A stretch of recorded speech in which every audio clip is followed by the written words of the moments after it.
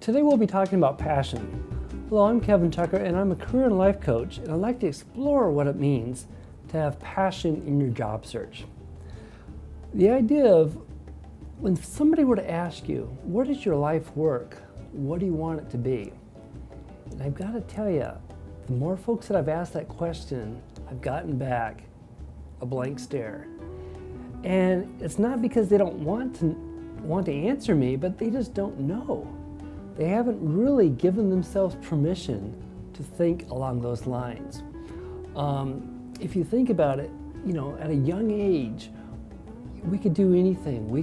The sky was the limit. And as we get older and older, what happens? We're told, no, you can't do this. You're going to fail, whatever the case is.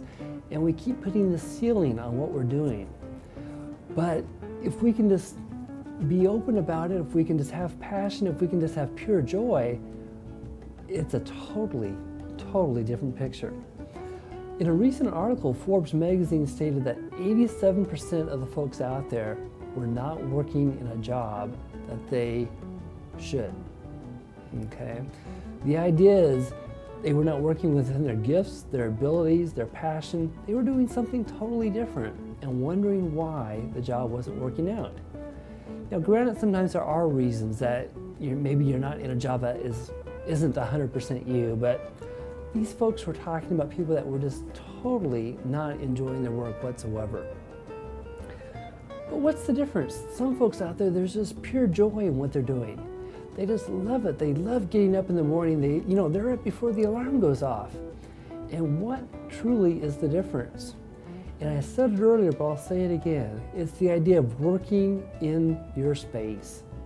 Working within those talents, those abilities, those gifts. If you're in that space, you can't help but succeed. It can't help but work out for you.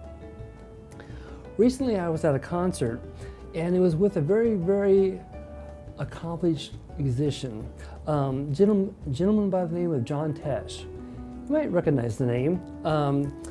He is a very accomplished musician. He was a former host of Entertainment Tonight. He has his own radio show. He's written a book, whole 9 yards. The idea is he left, and he shared this, he left a 7-figure income to follow his passion.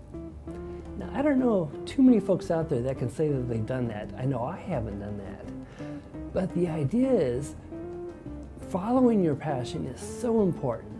It affects every area of your life. And if you can be doing that, it's not only going to affect your job, it will affect your life, your relationships, and everything else that's a part of it. And truly, it is a choice. If you're wanting that excitement, that peace, that wow in the morning, the idea is to be able to match up with that.